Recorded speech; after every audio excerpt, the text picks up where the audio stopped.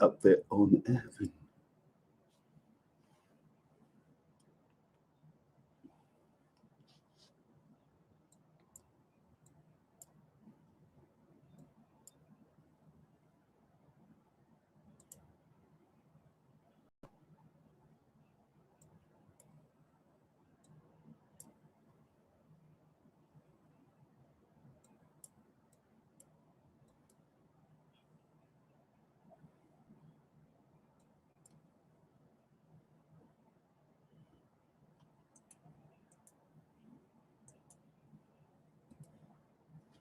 They have a problem.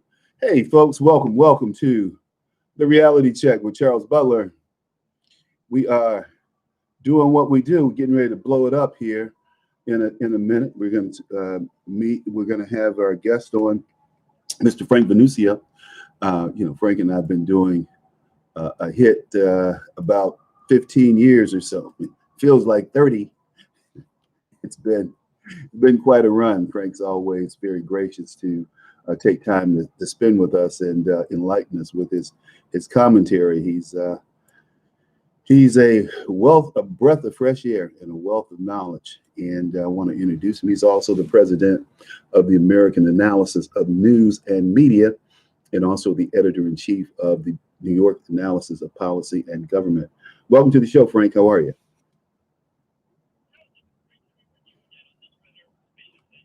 Well, you know what has really caught my attention, and it's something that it's caught my attention, and it's something that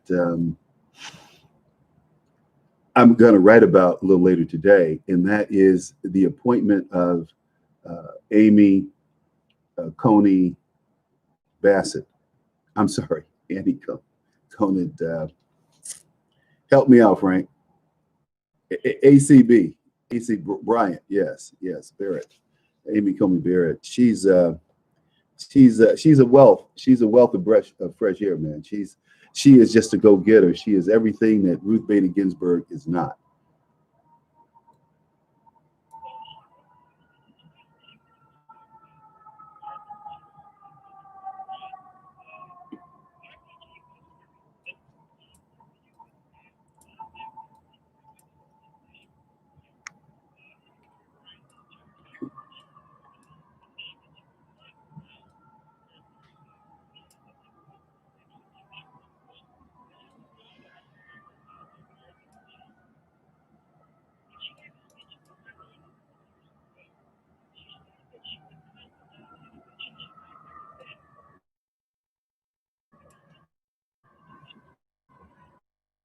Right, right,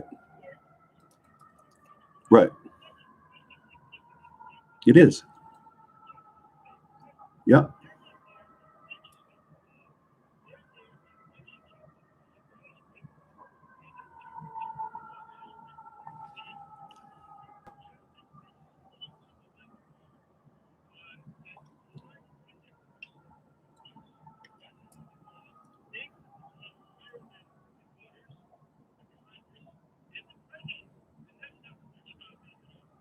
Well, the one act that I talk about, their judicial activism, that is just so outrageous, besides the Affordable Care Act, is DOMA Act, the Defensive Marriage Act, where the liberals on the court single-handedly denied the American people their wishes, which is defined that marriage is between a man and a woman, between a male and a female.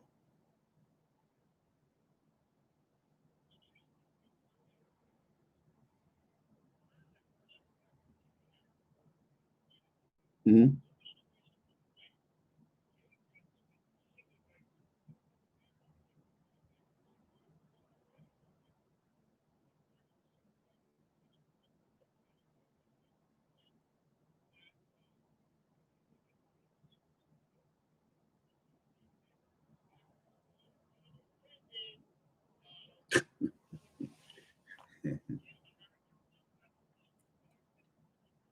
Mhm.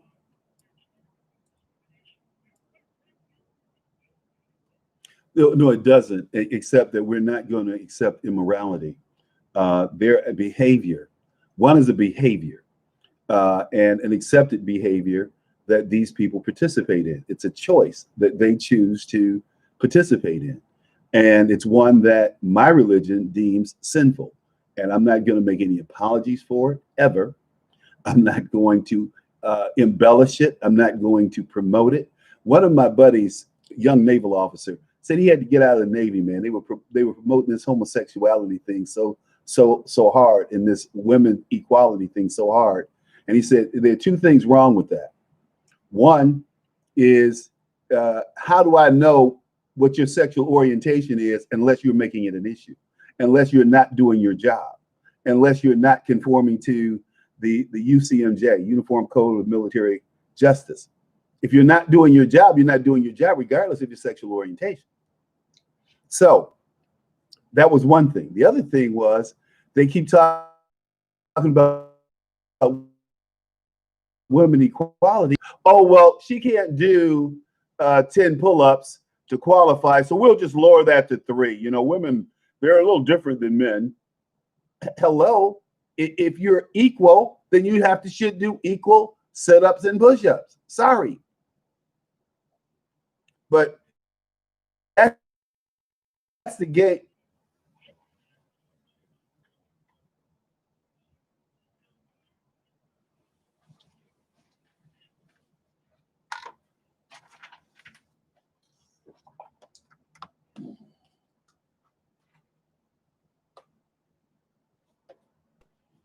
Yeah, well, hey, Frank, the question becomes for me, how much do you weigh, Frank? Okay, so you weigh 150. That's what I was going to say. I'm 205, 215, something like that. Okay. What woman is going to pull you or me out of a fire? What woman is going to pick you up and take you to the ladder and climb down a ladder with you on her back? Now I can do that. I'm an old man. I'm almost 70 years old, but I can pick up a 180, 150-pound guy and put him up and walk with him.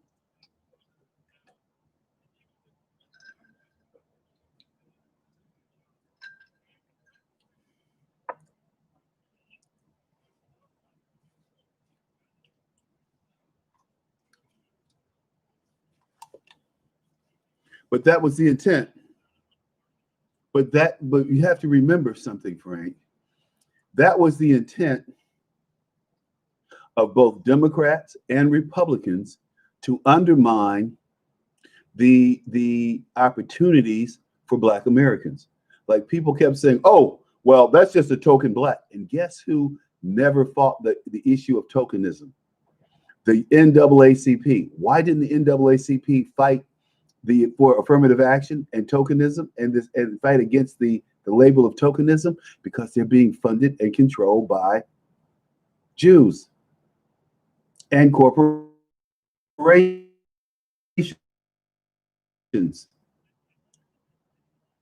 I'm just talking, well, not for me, because at the end of the day, Jews started the NAACP, let's be clear, along with Du Bois, who realized that he had been duped by the Jewish leadership. And there are numerous books been written about this, so I'm not the first one to come to this conclusion. But in 1909, when they formed the NAACP, its purpose was to direct Blacks toward social integration, while Jews took the tack of Booker T. Washington, who they had met with, and pursued economic enfranchisement. So these things are very clear. But the Jewish leadership didn't leave until 1975 with their money. The corporations filled that void. And so that's why you don't see any major lawsuits. Again, it widely exists and still prevails today. That's why you don't, I mean, let's go look up who funds the NAACP or the Urban League. There are all these major corporations who refuse still to hire Black people. So there's a book that was written And my friend, who was considered the father of affirmative action, a guy named Arthur Fletcher, who worked for Nixon, he said, this is the first guy to get it right. Art said, this is the first guy to. Art was in the meeting. They were talking about goals and objectives, and people were saying, well, we can't have goals, we can't have quotas. So Art said, well, how did we get to the moon? If we didn't have a goal to meet, how did we get to the moon if we didn't establish a goal? He came in and eliminated all that stuff. He blew affirmative action up, and he got away with it because he was a Democrat, and he had a few black people in his administration. But that's a whole nother tack. I think that she is the best in America. It just melted my heart. I have to admit, she had me won over right then and there.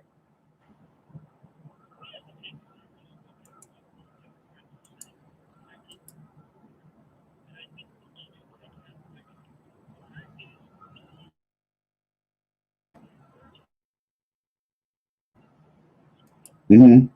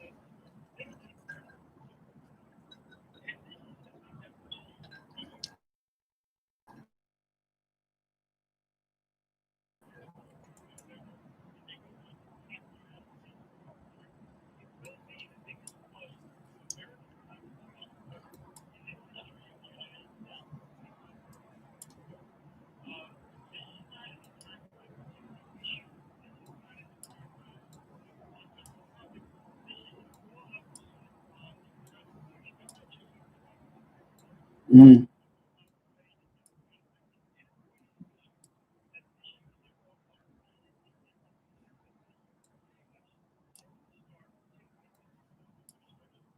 Wow, Frank, you said a lot, and why are you saying that? I mean, uh, help me out here.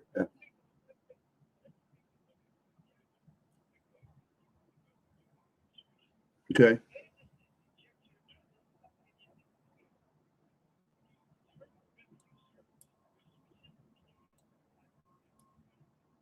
right, right, right.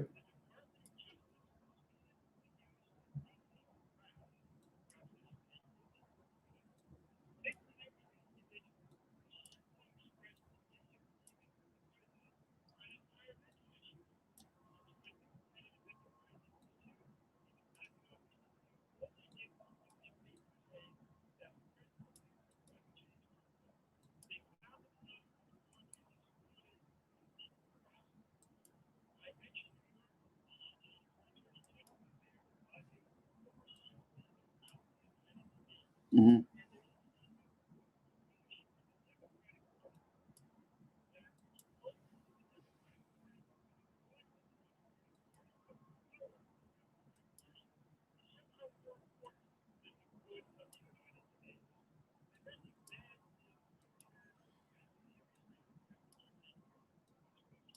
Well, Joe Biden, Joe Biden, in the debate tonight, where do you think that's going? How do you think that's going to go?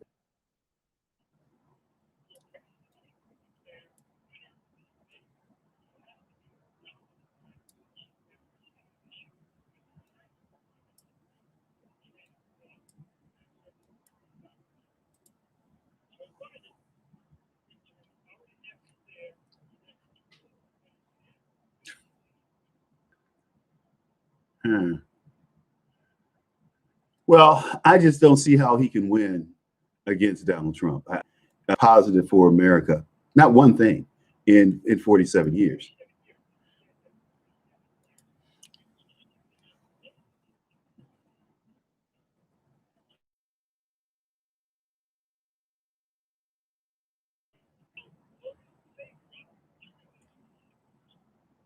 Well, I remember when they were against open borders, and now all of a sudden it's like open up the borders. He's going to close our borders. He's not going to allow immigrants in. Do you know how they keep framing this immigrant thing? They never say illegal immigrant. They consider anybody who wants to come here an immigrant. Isn't that amazing? Now you know what I'd like to do, Frank. You know what I'd like to do to end all this uh, liberal. What do you call it? Love fest with the immigrant issue. I would go to Africa and I'd go to these various countries, Somalia and Mali, and round up all these Africans and bring them here. And I bet you the limits on immigration and they probably bring back what countries could immigrate to America because see, Ted Kennedy sponsored something called the Immigration Act of 1965, which totally took away the opportunities for Black Americans to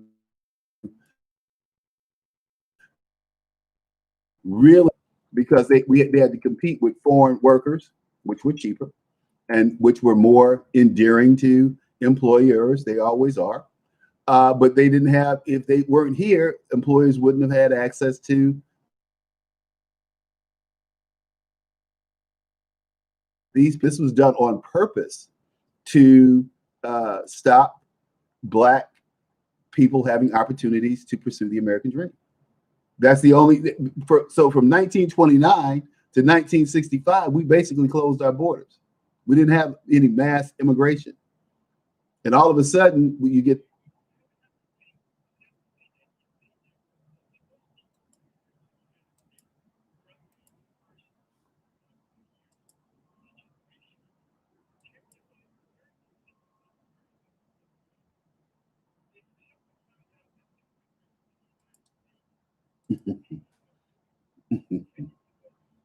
Mhm.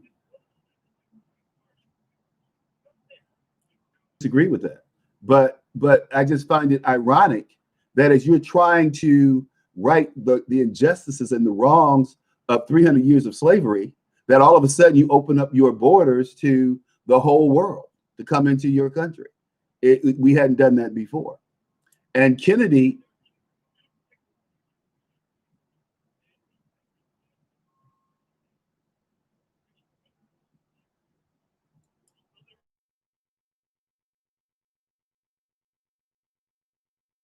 yeah, I'm here. I'm here.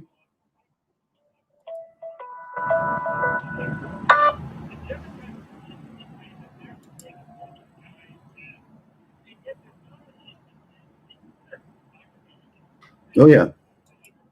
Oh yeah. But they're for us. They're our team. They're our party. And but you know what? I'm hearing people say, what did Biden do for us? And what did Obama do for us? What did Obama and Biden do for us? That's what I'm for. I mean, at least when Trump was in, everybody in my house who wanted a job had a job. My salary was going up.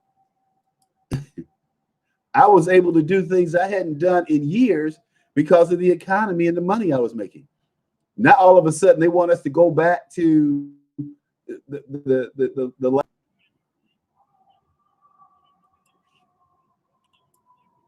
you mean the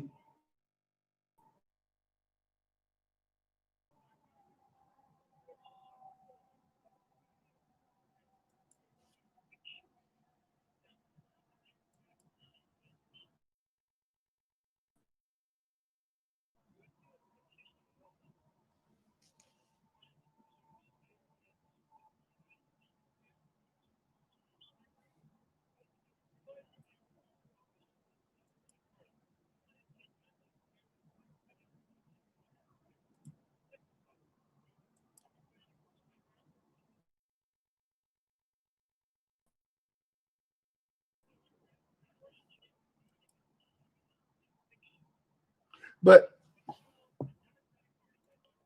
fiction. You know And there was an attorney, black attorney. There was a black an educator, PhD educator, and their history. But when I told them the real history, we agreed on what is factual and what's not, they were on my side. And so I said, well, how can you be a Democrat if you believe in you just believe in the things we just discussed? And basically they knew how stupid it would sound to say, well, because my daddy was a Democrat or because my mom was a Democrat. So we just left it alone. And I just left it alone because I had made my point. The Democrat Party. And I think today people are reaching that conclusion. They're not listening to pastors. Every time you look up, these Democrats and these Republicans want to run to a black church. I cannot tell you that black people are tired of black preachers being the spokesman for them. They are not our spokesman. They are not our conscience. They are preachers. Ran to Billy Graham to ask him what white people thought or what white people. I mean, who's is only